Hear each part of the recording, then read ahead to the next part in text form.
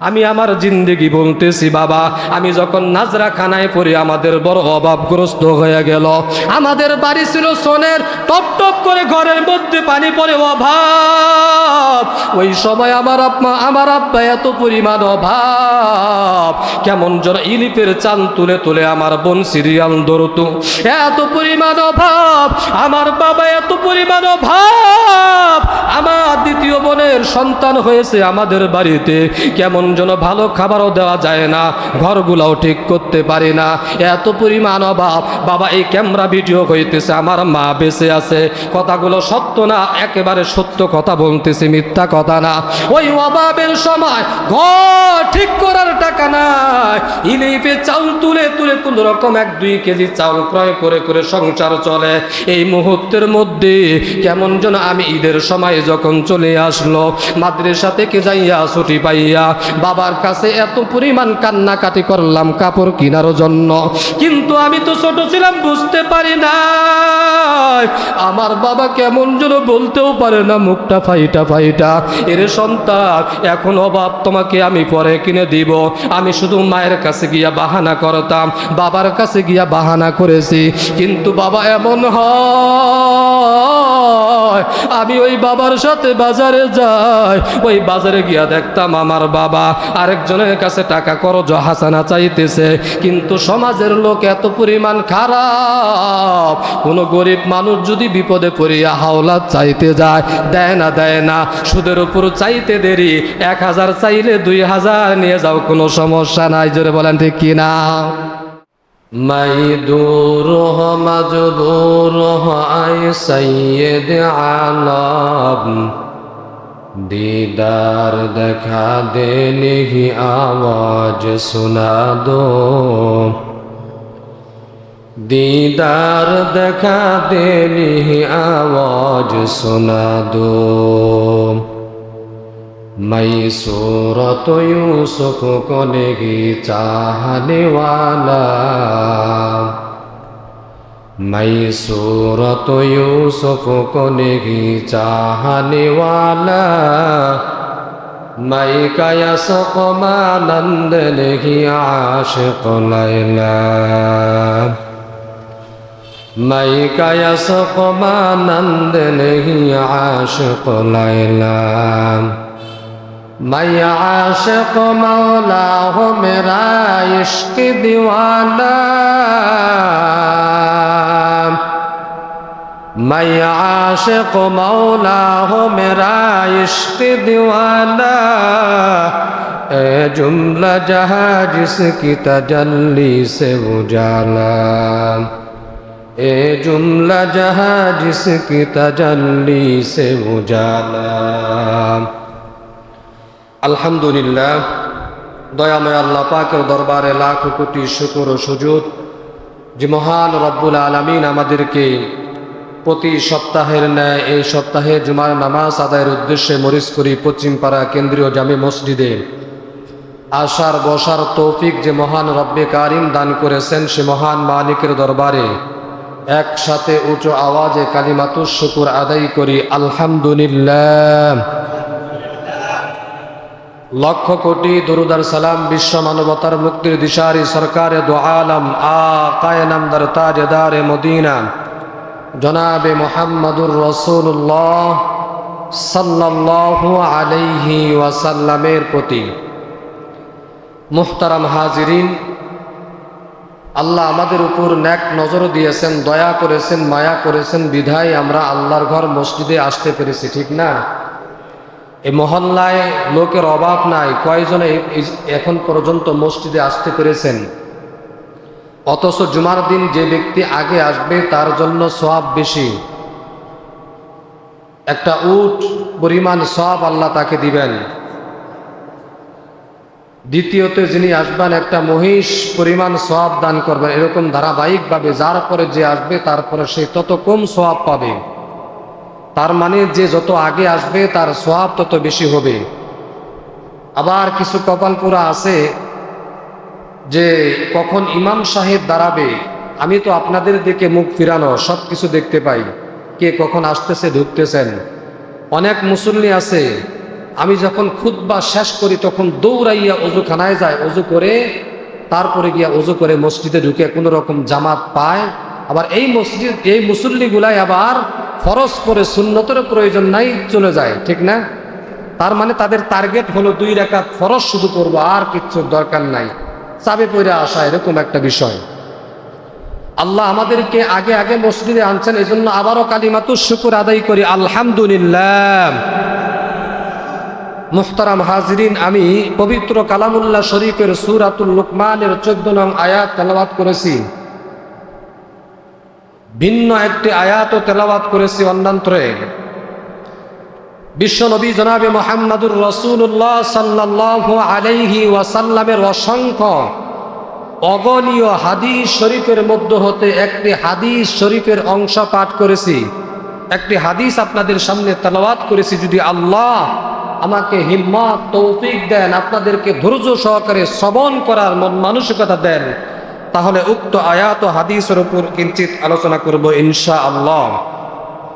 ভূমিকা লম্বা করার সময় নাই, জুমার দিন সময় থাকে না, বিষয় শেষ করাও কঠিন হয়ে যায়।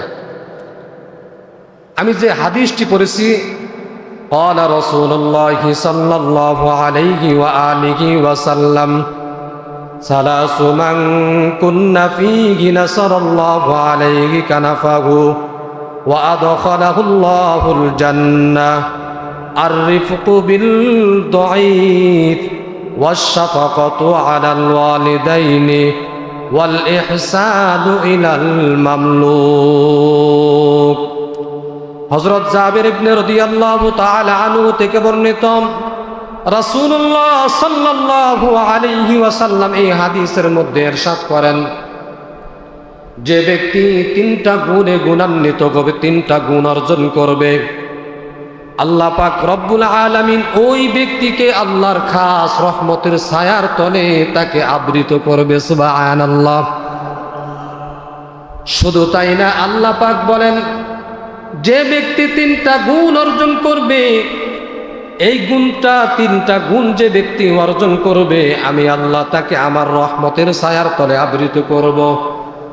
শুধু তাই না, পরিশেষে আল্লাহ তাকে জান্নাতে প্রবেশ করায়া দিবেন। এই 3টা গুণ জানার দরকার আছে না? আল্লাহ রাসূল সাল্লাল্লাহু আলাইহি ওয়াসাল্লাম বলেন, আররিফকু বিদ-দাঈফ, দুর্বলের প্রতি দয়া করা, মায়া করা, স্নেহ করা, ভালোবাসা দেওয়া। দুর্বল বলে ক্ষমতার দিক দিয়ে দুর্বল, আমার চাইতে যিনি সব দিক দিয়া দুর্বল হতে পারে, টাকার দিক দিয়া হতে পারে, ক্ষমতার দিক দিয়া হতে পারে, এরকম ভাবে দাপটের দিক দিয়া, লাঠির দিক দিয়া, বংশের দিক দিয়া, সৌন্দর্যের দিক দিয়া, আমার থেকে যে ব্যক্তি সব দিক দিয়া দুর্বল, দুর্বল ব্যক্তির উপর যদি দয়া করতে পারি, আল্লাহ বলে ওই বান্দাকে আল্লাহ রহমতের ছায়ায় আবৃত করবেন। শুধু তাই না, আল্লাহ বলেন, আমি আল্লাহ ওই ব্যক্তিকে পরিশেষে জান্নাতের মেহমান বানায়া দিব। কিন্তু আজকে সমাজের মধ্যে বিপরীত। যদি আমার আপনার কোটি টাকার মালিক হয়ে যায়, আমি আপনি প্রতিবেশী গরিব, লক্ষ টাকার মালিক না, অভাবে দিন কাটায়, ওই ব্যক্তিকে আর মানুষই মনে করি না। জোরে বলেন ঠিক কিনা? আজকে আমরা সমাজের মধ্যে যারা ক্ষমতাওয়ালা, পাওয়ারওয়ালা, পদ পানেওয়ালা, আমাদের চাইতে যারা দুর্বল, তাদেরকে মানুষই মনে করি না, এমন অবস্থা হয়ে গিয়েছে। কারণ অহংকারের ভাব, অহংকারের কারণে এই জিনিসগুলো হয়ে থাকে। এই অহংকারের কারণে আমার চাইতে যে ব্যক্তিটা দুর্বল, ওই ব্যক্তিকে সম্মান দেই না, ওই ব্যক্তিকে সাথে ভালো আচরণ করি না, তার সাথে খটখট মেজাজে তার সাথে কথা বলি, তার সাথে ব্যবহারটা করি খারাপ। কারণ আমার চাইতে সে সবল না, সে আমার দিক দিয়া দুর্বল, ঠিক কিনা? এই অহংকারের কারণে আজকে আমাদের সমাজে একজন একজনকে মূল্যায়ন করে না, সম্মান করে না। মর্যাদা করতে জানে না, মর্যাদা করতেও চায় না, কারণ সে ব্যক্তি সবল, আমার চাইতে সে দুর্বল। আমি কেন তাকে সম্মান করব, সে আমাকে সম্মান করবে। আমি কেন তার সাথে সালাম দিব আগে, সে আমাকে সালাম দিবে। আমি কেন তার ভালো মন্দ জিগাইব, সে আমাকে জিগাইবে। কারণ আমার তো টাকা পয়সার অভাব নাই, আমার তো ক্ষমতার অভাব নাই, আমার তো দাপটের অভাব নাই, আমার তো 5টা সন্তান, কন্যা সন্তান না, আমার 5টা সন্তান আল্লাহ ছেলে সন্তান দান করেছে, তার তো একটাও ছেলে নাই। যদি বিপদে পড়ি আমরা 6 জন গিয়া ধরবো, আর সে পারবে না। এজন্য নবী বলেন, যে ব্যক্তি দুর্বলের প্রতি ভালোবাসা দিবে, দয়া করবে, বিনয়ী হয়ে যাবে। ক্বালা রাসূলুল্লাহ সাল্লাল্লাহু আলাইহি ওয়াসাল্লাম, মান তাওয়াযআ লিল্লাহি রাফাআহুল্লাহ। আল্লাহর পয়গম্বর জানাইয়া দেয়, যে ব্যক্তি বিনয়ী হয়, নম্র হয়, আমি আল্লাহ তাকে দুনিয়াতেও সম্মান দিয়া দিব, আর আখিরাতেও আমি তাকে মর্যাদার সুউচ্ছানে পৌঁছায়া দিব। সুবহানাল্লাহ। আজকে আমাদের মধ্যে কেন আমরা দুর্বলদের প্রতি দয়া দেখাইতে পারি না, মায়া দেখাইতে পারি না? কারো অহংকার। এই অহংকার আজকে আমাদের সমাজ ধ্বংস। অহংকারের কারণে আজকে আমাদের মধ্যে ভালোবাসা নাই, ঐক্যবদ্ধ নাই, কেমন যেন মারামারি, কাটাকাটি, বিচার আচার, সালিশ নিয়ে ব্যস্ত। অহংকার। আমি কেস করব, আমার টাকা পয়সার অভাব নাই, আমি টাকা দিয়ে হলেও তার কেসে জিতে যাব, এই একটা ভাব যখন চলে আসে, অহংকার চলে আসে। মায়ার নবী বলেন, আল্লাহ পাক হযরত আবু হুরায়রা রাদিয়াল্লাহু তাআলা আনহু থেকে বর্ণিত হাদিসে কুরসির মধ্যে আসছে, আবু হুরায়রা রাদিয়াল্লাহু তাআলা আনহু বলে, মায়ার নবী এই কথাটা বলেছে। মায়ার নবী বলে, এই কথাটা স্বয়ং আল্লাহ বলেছেন। আল্লাহ পাক রব্বুল আলামিন বলেন, এই অহংকার হলো আমি আল্লাহর চাদর, আর ক্ষমতা হলো আমি আল্লাহর, এটা হলো পোশাক। রাসূলুল্লাহ সাল্লাল্লাহু আলাইহি ওয়াসাল্লাম বলেন, যারা এই অহংকার দুনিয়ার জমিনে করবে, এই ব্যক্তিগুলা কেমন যেন আমি আল্লাহর চাদর নিয়ে টানাটানি করে। আল্লাহ পাক রব্বুল আলামিন পবিত্র কালামুল্লাহ শরীফের মধ্যে বলেন, ওয়ালা তামশি ফিল আরদি মারহা। এ দুনিয়ার মানুষ, তোমরা এই জমিনের মধ্যে চলবা, খবরদার দাম্ভিকতার সাথে চলবা না, অহংকার ভাব নিয়ে চলবা না। এই জমিনের দিকে তাকাও, এই জমিনের মতো তুমি বিনয়ী হয়ে যাও। আল্লাহর রাসূল বলেন, মান তাওয়াযআ লিল্লাহি রাফাআহুল্লাহ। যে ব্যক্তি বিনয়ী হয়, আমি আল্লাহ তাকে একেবারে দামি বানায়া দেই। দুনিয়াতেও তাকে দামি বানায়া দেই, আখিরাতেও তাকে দামি বানায়া দেই। এ বান্দা, একটু খেয়াল করেন, মনোযোগ দিয়ে খেয়াল করেন। লাউয়ের বীজের দিকে তাকান, কদুর বীজের দিকে তাকান, কুমড়ার বীজের দিকে তাকান। মাটির মধ্যে মাথাটা নিচুর দিকে দিয়া দিলে কেমন যেন ওইখান থেকে একটা বীজ বপন হয়, শস্য তৈরি হয়, গাছ হয়, তারপরে ফল হয়। যদি লাউয়ের বীজটা বলে আমি নিচের দিকে যাব না, অশ্বিনকালেও মাটিতে না গেলে গাছ হবে না। জোরে বলেন ঠিক কিনা? মদিনাওয়ালা নবী জানাইয়া দেয়, তুমি এলাকার মাতাব্বর, তোমার দাপটে কেউ থাকতে পারে না। তুমি চেয়ারম্যান, তুমি মেম্বার, তুমি এমপি, তুমি মন্ত্রী। এরে বাবা, আজকে ক্ষমতা পাইয়া কত জায়গায় অপব্যবহার করে, ইনসাফ করি না। এই ক্ষমতা দেখাইয়া কত টাকা ইনকাম করে। এরে নবীর উম্মতের দল, দুনিয়াতে ক্ষমতা দেখাইয়া সম্মান জোর করে পাইলেও দেখবেন বাবা, যেই ব্যক্তিটা ক্ষমতা দেখাইয়া মানুষের কাছে সম্মান চায়, সম্মান নিতে চায়, ওই ব্যক্তিকে কেমন যেন মানুষগুলা সামনাসামনি যদিও তাকে সালাম দেয়, যদিও সামনে সামনে তার প্রশংসা করে, ওই ব্যক্তির আড়াল হইলে তাকে গালি দিতেও দ্বিধাবোধ করে না। জোরে বলেন ঠিক কিনা? কারণ সম্মান দেওয়ার মালিক আমার আল্লাহ। আপনি যদি বিনয়ী হন, যদি বিনয়ী হতে পারেন, আল্লাহ আপনার দাম এই দুনিয়ার মানুষের কাছেও দিয়ে দিবে, আখিরাতেও আপনাকে সম্মানিত করে ফেলবে। অহংকার ভাব আমার আপনার মধ্যে ঢুকে গেছে। বলবেন হুজুর শুধু মুসল্লিদের মধ্যে না, না না, আমি ইমাম সাহেবের মধ্যেও অহংকারের অভাব নাই। বলে কেমনে?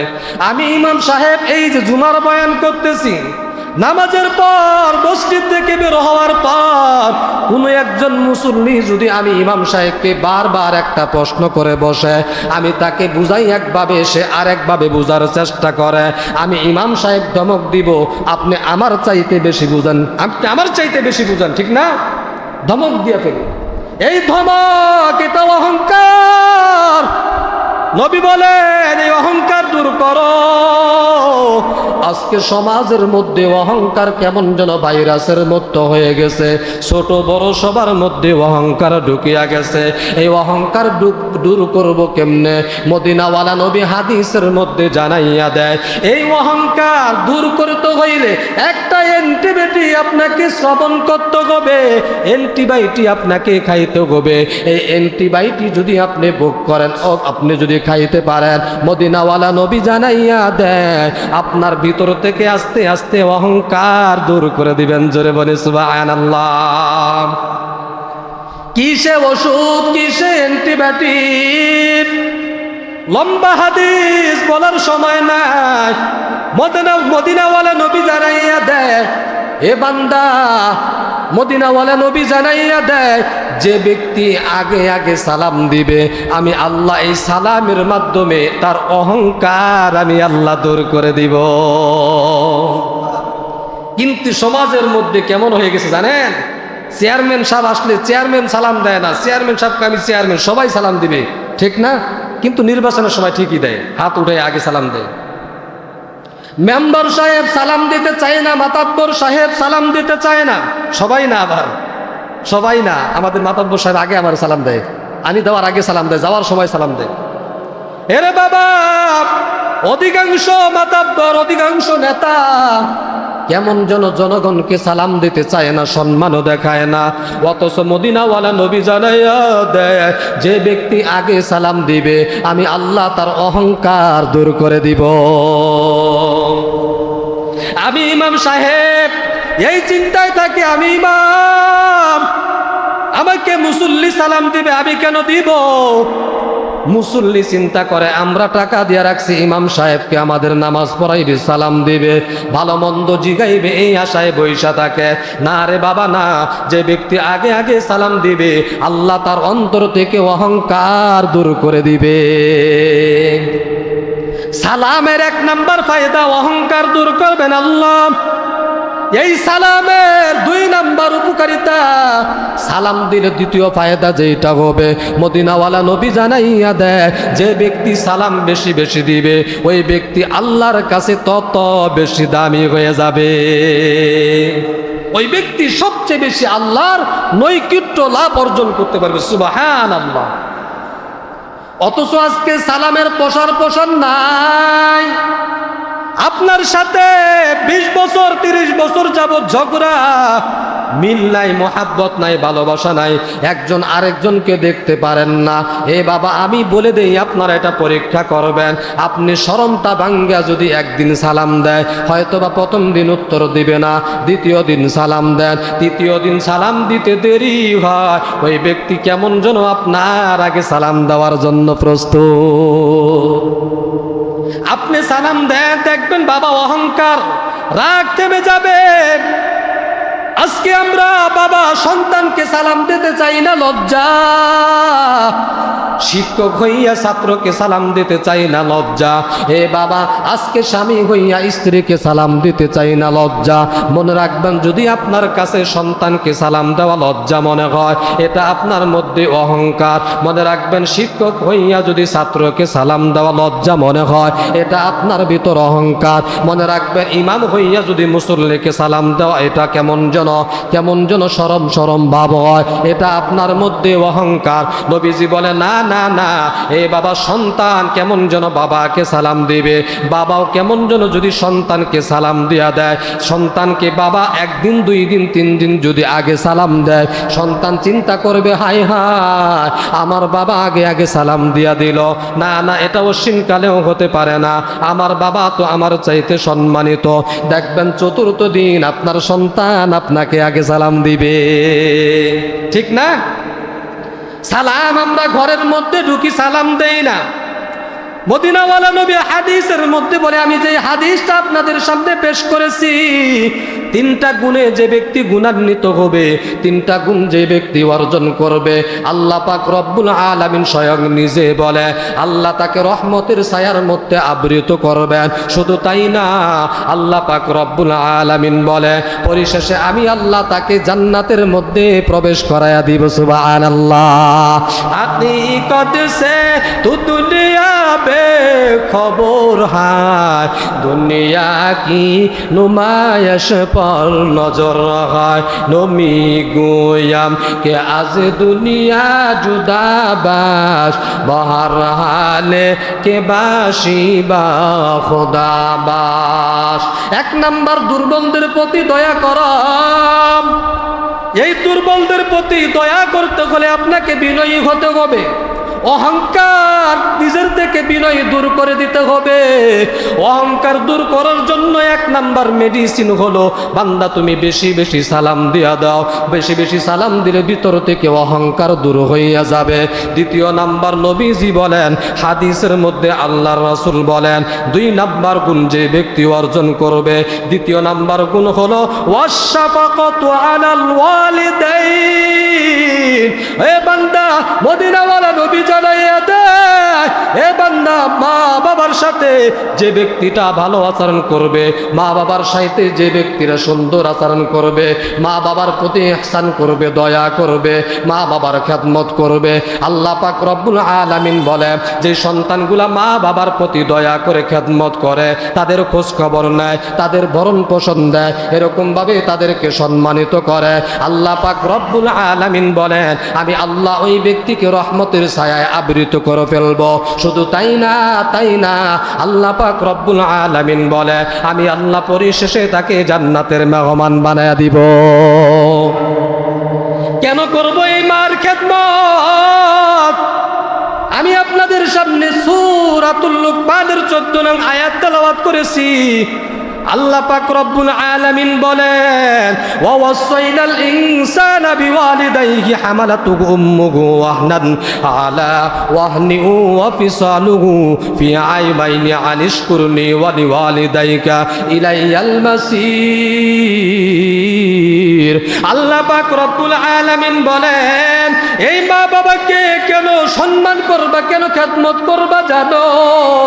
ও মরিশকুরির মুসলমান, আল্লাহ পাক এই কোরআনে সূরাতুল লুকমানের 14 নং আয়াতের মধ্যে বলে হে বান্দা মা বাবার প্রতি সৎ আচরণ করবা, ভালো আচরণ করবা। কেন? আমি আপনি দুনিয়াতে আসার মাধ্যম হলো আমার মা বাবা। জোরে বলেন ঠিক কিনা? এ বাবা, আজকে আমি আপনি এসেছি, এই দুনিয়াতে আসার মাধ্যম হলো আমার মা আমার বাবা। এর নবীর উম্মতের দল আমার বাবার 1 ফোঁটা নাপাক পানি থেকে মিশ্রণ করিয়া করিয়া কেমন যেন আল্লাহ পাক রব্বুল আলামিন আমার মায়ের গর্ভে আমাকে একটা সন্তান দান করলো। আল্লাহ পাক রব্বুল আলামিন বলেন এই মা বাবা হলো তোমার দুনিয়ার আসার মাধ্যম। এই জন্য বান্দা তোমরা মা বাবার সাথে সৎ আচরণ করো। শুধু তাই না, আল্লাহ রাসূল সাল্লাল্লাহু আলাইহি ওয়াসাল্লাম বলেন এই মা বাবা তোমার জান্নাত, এই মা বাবা তোমার হইল জাহান্নাম। এই মা বাবা যদি তোমার উপর সন্তুষ্ট হয়ে যায়, আল্লাহ সন্তুষ্ট হয়ে যায়, রিদর রব্বি ওয়ালিদাইন ওয়া সাখাতাল ওয়ালিদাইন সাখাতাল ওয়ালিদাইন। মা বাবা যদি সন্তুষ্ট হয় আমার আল্লাহ সন্তুষ্ট হয়ে যায়, আর মা বাবা যদি অসন্তুষ্ট হয়ে যায় আমার আল্লাহ অসন্তুষ্ট হয়ে যায়। আর মা বাবা আল্লাহ যদি অসন্তুষ্ট হয়ে যায় তাহলে জাহান্নাম জাহান্নাম ছাড়া কোনো উপায় নাই, জোরে বলেন ঠিক কি না? এই জন্য মদিনাওয়ালা নবী জানাইয়া দেয়, হুমা জান্নাতুকা ওয়া নারুকা, তোমার মা তোমার বাবাই হলো তোমার জান্নাত, তোমার মা বাবাই হলো তোমার জন্য জাহান্নাম। মা বাবার খেদমত করে করে করে বান্দা যদি আজকে খেদমত করতে পারো, তোমারও হয়ে যাবে জান্নাত। আর যদি মা বাবার খেদমত না করো, তোমার জন্য হয়ে যাবে জাহান্নাম। এর নবীর উম্মতের দল, আমি যে আয়াতটা তেলাওয়াত করেছি, এ বাবা আল্লাহ বললেন, আল্লাহ আদেশ দিতেছেন তোমার মা বাবার সাথে সদ আচরণ করো, তোমার মা বাবার খেদমত করো। কেন করবা? কারণ তুমি দুনিয়াতে আসার আগে, এ বান্দা, যখন আমার পায়ের গর্ভের মধ্যে আসি, আল্লাহ পাক যখন আমাকে আপনাকে মায়ের গর্ভের মধ্যে দিয়া দেয়, আমার মা যখন আলামত পাইয়া যায়, কেমন যেন তার গর্ভের মধ্যে সন্তান আটকিয়া গেল। এ বাবা, যখন সন্তান কনসেপ্ট হয়ে গেল, আমার মা খাইতে পারে না, ভালো ভালো খাবারগুলো প্লেটগুলো সামনে নিয়ে আসে, খাবারটা যখন সামনে নিয়ে আসে, কেমন যেন মায়ের মধ্যে ওই খাবারটা নাকের মধ্যে দুর্গন্ধ হয়ে যায়, কেমন যেন বাবা ওই মা কেমন যেন আস্তে আস্তে বমি করতে শুরু করে। ঠিক না? ঠিক নাকি না ভুল বলতেছি? এর নবীর উম্মতের দল, এ মরিশপুরের মুসলমান, ও বাবা, আমি আপনি যখন মায়ের গুরু আসি, মায়ের উরুষে যখন আসি, আমার মা কেমন যেন খাবারের প্লেট না নিয়ে বৈশা গেল, আর যখন খাবারের লকমাটা দিয়া দিবে, নাকের মধ্যে দুর্গন্ধ, বমি বমি ভাব, খাইতে পারে না, খাবার প্লেটটা দিয়া হাত ধুইয়া উঠিয়া চলে যায়। এর নবীর উম্মতের দল, শুধু তাই না, এই মা বাবা কি পরিমাণ কষ্ট করেছে, হামালাতুহু উম্মুহু, বিশেষ করে আমার মা কি পরিমাণ কষ্ট করেছে। মদিনাওয়ালা নবী জানাইয়া দেয়, কেমন যেন এই সন্তানকে মা একদিন দুই দিন না, 10 মাস, 9 থেকে 10 মাস 10 দিন পর্যন্ত গর্ভে ধারণ করে। এই 10 মাস কি পরিমাণ কষ্ট জানো? মদিনাওয়ালা নবী জানাইয়া দেয়, আল্লাহ কোরআনের মধ্যে বলে, এই সন্তান যখন মায়ের গর্ভের মধ্যে আসে, ওই কেমন যেন খাবার খাইতে বসে সন্তান লাত্তি মারে, ওই লাত্তিটা শুধু মায়ের গর্ভে মারে না, ওই লাত্তিটা মায়ের কলিজার মধ্যে গিয়া লেগে যায়। জোরে বলেন ঠিক কি না? এর নবীর উম্মতের দল, কি পরিমাণ কষ্ট আমি ইমাম সাহেব আপনাদেরকে ভাষায় বুঝাইতে পারবো না। মা বোনরা এই জিনিসটা ভালোভাবে বুঝে, কি পরিমাণ একজন মা আমাকে আপনাকে দুনিয়াতে আসার জন্য কষ্ট করেছে। ওই মা, এর নবীর উম্মতের দল, বাস্তব জীবনের কথা বলি, এই মা কি পরিমাণ কষ্ট করে থাকে। আমি যখন আমার মায়ের গর্ভের মধ্যে চলে আসলাম, রাত্রি যখন হয়ে যায়, মা সারাদিন পরিশ্রম করার পর যখন রাত্রে ওই বিছানার সাথে পিঠটা লাগায়, মা কেমন যেন সন্তান আমরা লাত্তি মেরে দেয়, মা পেট ব্যথা শুরু হয়ে যায়, মা আর বিছানার সাথে ঘুমাইতে পারে না, একাত ওকাত হয়ে যায়। শুধু তাই না, শুধু তাই না, আল্লাহ পাক রব্বুল আলামিন বলে, এর সন্তান শুনো, ওই মা যখন 6-7 মাস হয়ে যায়, আমার মা কেমন যেন শ্বশুর বাড়ি থেকে বিদায় নিয়ে বাবার বাড়ির দিকে রওনা হয়ে যায়, কারণ সন্তান প্রসব করতে হবে বাবার বাড়িতে। আমার মা শ্বশুর শাশুড়ি থেকে বিদায় নিয়ে যায়, এলাকার প্রতিবেশীর থেকে বিদায় নিয়ে ঘরের মধ্যে ঢুকিয়া বাবার পা দুইটা ধরাইয়া জাবরাইয়া ধরে, ডাক দিয়া বলে, স্বামী আমার, কি পরিমাণ 6-7টা বছর হইয়া গেল আপনার সংসার করতেছি, আমি স্ত্রী হিসাবে আপনার অনেক খেজমত করতে পারি নাই, অনেক হক নষ্ট করে ফেলেছি, অনেক খেয়ানত করে ফেলেছি। ও স্বামী আমার এত পরিমাণ ব্যথা, আমার মনে হয় আমি এই ছোট থেকে দেখতেছি কত মানুষ সন্তান প্রসব করতে গিয়ে দুনিয়া থেকে বিদায় হয়। জোরে বলেন ঠিক কি না? আমার মা আমার বাবাকে ডাক দিয়ে বলে, স্বামী আমার কেমন যেন মনে হয় এই সন্তান ডেলিভারি করতে গিয়ে আমি দুনিয়া থেকে বিদায় নিয়ে যাব। ও স্বামী আমার, আপনি আমাকে মাফ করে দিয়েন। যদি দুনিয়া থেকে বিদায় নিয়ে যায় আপনি আমার জন্য দোয়া করিয়েন। মা আমার বাবার থেকে বিদায়, কারণ আমার মা কেমন জন নিশ্চিত এই সন্তান প্রসব করতে গিয়ে আমি দুনিয়া থেকে বিদায় নিয়ে যেতে পারি।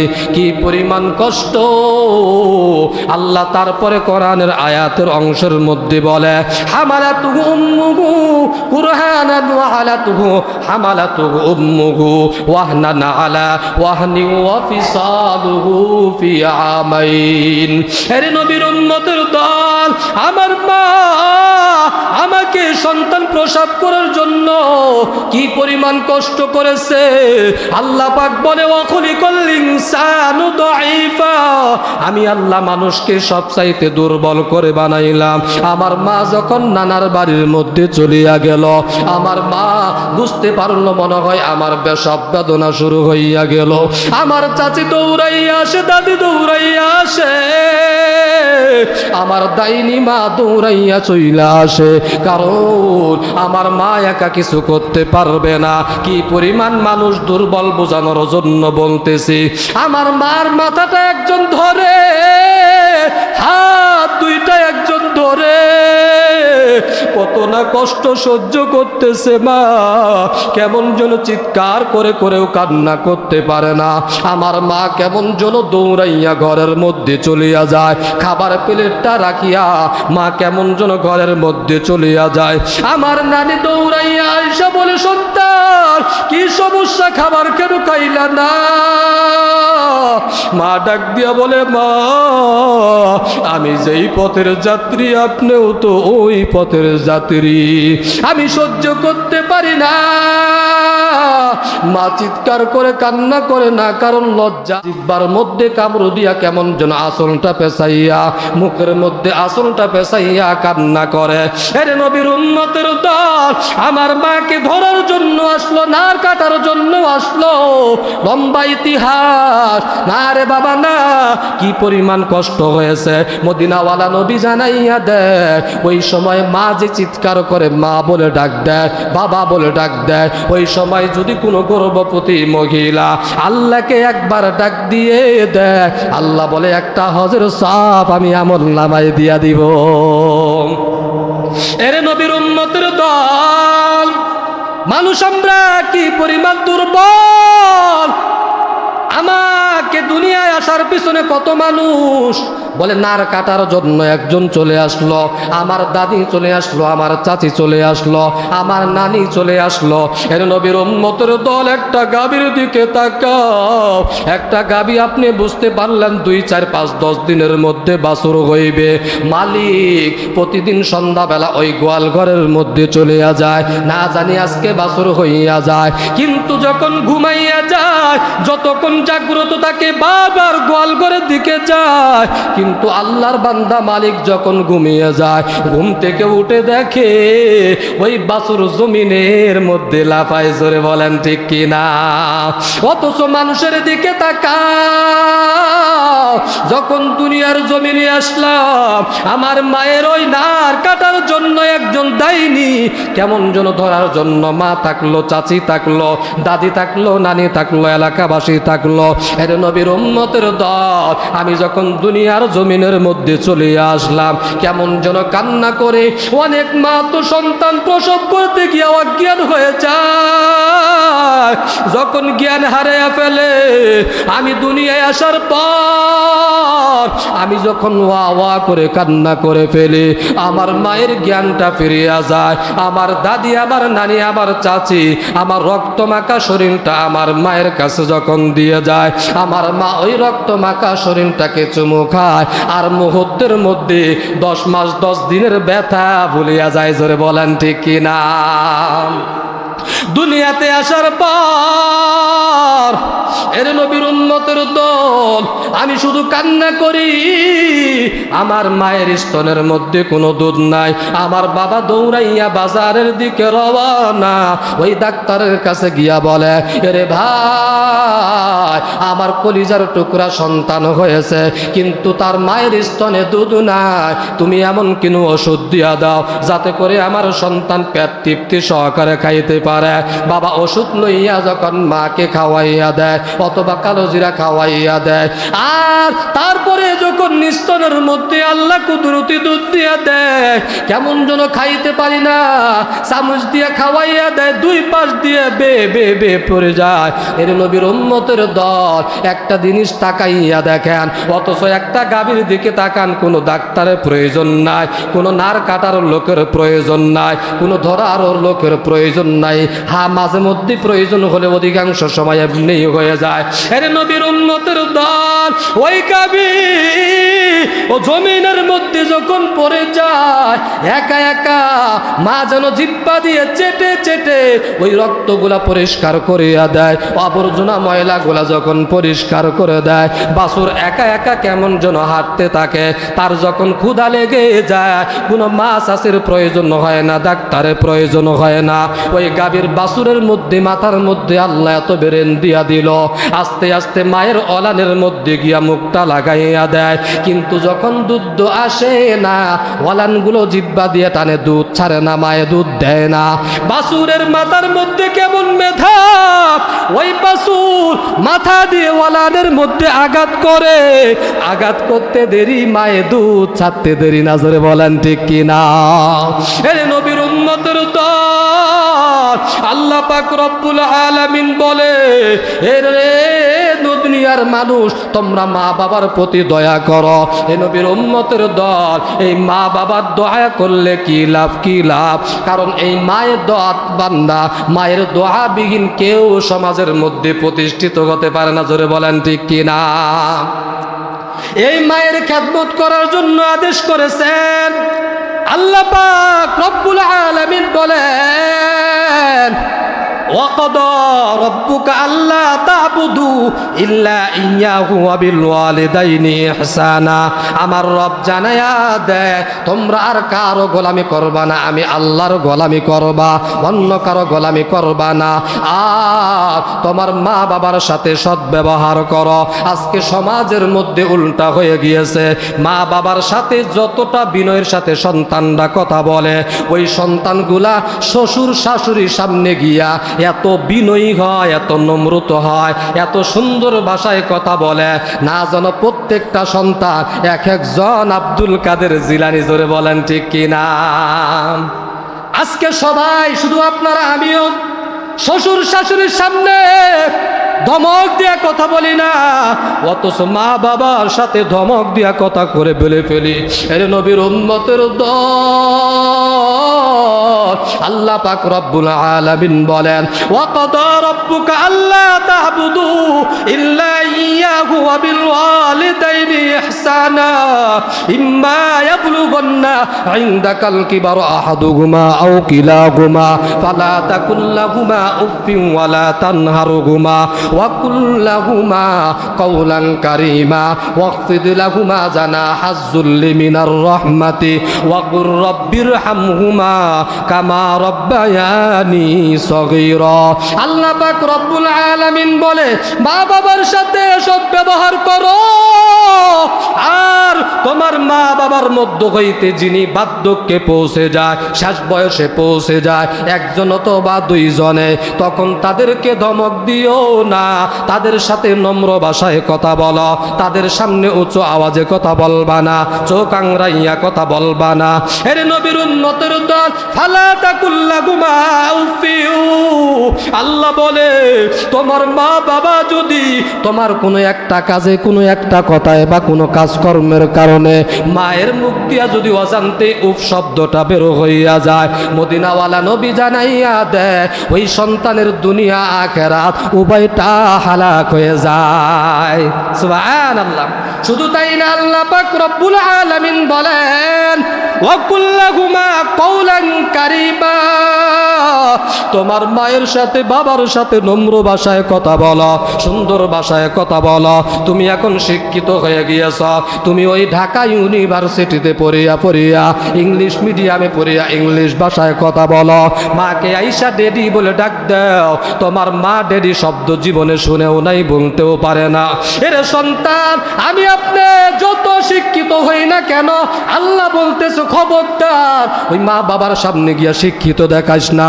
মা বাবা যেই ভাষায় কথা বুঝে ওই ভাষায় কথা বলবি। খবরদার ইংলিশ বলতে যাস না, খবরদার আরবি বলতে যাস না, খবরদার স্ট্যান্ডার্ড ভাষায় কথা বলতে যাস না। মা যদি গ্রাম্য হয় ওই গ্রাম্য ভাষায় কথা বলবেন। জোরে বলেন ঠিক কিনা? আল্লাহ পাক রব্বুল আলামিন বলেন, লম্বা কথা সময় নাই, আল্লাহ মা বাবার প্রতি ইহসান করতে বলেছেন। আল্লাহ মা বাবার সামনে ইনসাফ করতে বলেন নাই। ইনসাফ কি জিনিস, ইহসান কি জিনিস, এইটাও আপনাদের জানার দরকার আছে না নাই? ইনসাফ বলা হয় আপনাকে কেউ একটা চর দিয়েছে, আপনিও তাকে চর দিলেন, এটা ইনসাফ বরাবর হয়ে গেল। জুলুম বলা হয় আপনাকে কেউ একটা চর দিল অথবা আপনার নামে একটা মামলা করলো, আপনি দুর্বল, আপনি ওই চর মারার ক্ষমতা নাই, কেস করার ক্ষমতা নাই, আপনি মাজুর, আপনি হয়ে গেলেন কেমন যেন মাজলুম হয়ে গেলেন। আর যিনি করলেন তিনি হয়ে গেল জালেম। এর নবীর উম্মতের দল আল্লাহ বলে খবরদার জুলুম করিও না, আর মা বাবার সাথে ইনসাফ করিও না। ইহসান করে, ইহসান কাকে বলে? এর নবীর উম্মতের দল আমি আপনি যখন ছোট ছিলাম, বাবা যখন বাজারে যায়, বাজারে যাওয়ার সময় ডাক দিয়া বলি, বাবা ওই জিলাপির দোকান থেকে জিলাপি একটু নিয়ে আইসো, ওই বড়া নিয়ে আইসো, চকলেট নিয়ে আইসো, মজা নিয়ে আইসো। বাবার কাছে টাকাও না। এর নবীর উম্মতের দল আমি আমার জিন্দেগি বলতেছি বাবা, আমি যখন নাজরাখানায় পড়ি আমাদের বড় অভাবগ্রস্ত হয়ে গেল। আমাদের বাড়ি ছিল সোনের, টপ টপ করে ঘরের মধ্যে পানি পড়ে, অভাব। ওই সময় আমার আব্বা এত পরিমাণ অভাব, কেমন যেন ইলিপের চাল তুলে তুলে আমার বোন সিরিয়াল ধরতো। এত পরিমাণ অভাব, আমার বাবা এত পরিমাণ অভাব। আমার দ্বিতীয় বোনের সন্তান হয়েছে আমাদের বাড়িতে, কেমন যেন ভালো খাবারও দেওয়া যায় না, ঘরগুলাও ঠিক করতে পারি না, এত পরিমাণ অভাব। বাবা এই ক্যামেরা ভিডিও হইতেছে, আমার মা বেঁচে আছে, কথাগুলো সত্য না, একেবারে সত্য কথা বলতেছি, মিথ্যা কথা না। ওই অভাবের সময় ঘর ঠিক করার টাকা নাই, ইলিপে চাউল তুলে তুলে কোন রকম 1-2 কেজি চাউল ক্রয় করে করে সংসার চলে। এই মুহূর্তের মধ্যে কেমন যেন আমি ঈদের সময় যখন চলে আসলো, মাদ্রাসা থেকে যাইয়া ছুটি পাইয়া বাবার কাছে এত পরিমাণ কান্নাকাটি করলাম কাপড় কেনার জন্য, কিন্তু আমি তো ছোট ছিলাম, বুঝতে পারি না। আমার বাবা কেমন যেন বলতেও পারে না, মুখটা ফাইটা ফাইটা, এর সন্তান এখন অভাব, তোমাকে আমি পরে কিনে দিব। আমি শুধু মায়ের কাছে গিয়া বাহানা করতাম, বাবার কাছে গিয়া বাহানা করেছি, কিন্তু বাবা এমন হয় আমি ওই বাবার সাথে বাজারে যাই, ওই বাজারে গিয়া দেখতাম আমার বাবা আরেকজনের কাছে টাকা করজ হাসানা চাইতেছে, কিন্তু সমাজের লোক এত পরিমাণ খারাপ, কোনো গরিব মানুষ যদি বিপদে পড়িয়া হাওলাত চাইতে যায়, দেয় না, সুদের উপর চাইতে দেরি, 1000 চাইলে 2000 নিয়ে যাও, কোনো সমস্যা নাই। জোরে বলেন ঠিক কিনা? এর নবীর উম্মতের দল ওই টাকা করজ হাসানা করিয়া আমার বাবা আমার আব্দুর পূরণ করেছে, পাঞ্জাবি বানাইয়া দিয়েছে। এর নবীর উম্মতের দল ওই যে ছোটবেলায় আপনি মজা খাইতে চেয়েছেন, জিলাপি খাইতে চেয়েছেন, আপনার বাবার কাছে টাকা না, কেমন যেন ওই জিলাপির দোকানে কেমন যেন অনেকক্ষণ সময় দাঁড়াইয়া থাকে, চাইতে পারে না, লজ্জা বাকি চাইতে পারে না, অনেকক্ষণ সময় দাঁড়াইয়া থাকতে থাকতে লজ্জা যখন ভেঙ্গে যায়, বাবা ডাক দিয়া বলে, ও ভাই আমার সন্তানটা জিলাপি খাইতে চাইছে, টাকা নাই, তুমি একটু বাকি দিয়া দাও, 2-4 দিন পরে দিয়া দিব। একটা পর্যায়ে জিলাপি আইনা বাবা কেমন যেন আমার আপনার ঘরের মধ্যে চলে আসে, রাত্র হয়ে যায়, আমি বিছানার মধ্যে ঘুমাইয়া যাই, আর ওই মজাগুলো বালিশের পাশে ঘরের মধ্যে রাখিয়া দেয়, আর ঘুম থেকে উঠিয়া আমি আপনি মজা খাই। জোরে বলেন ঠিক কিনা?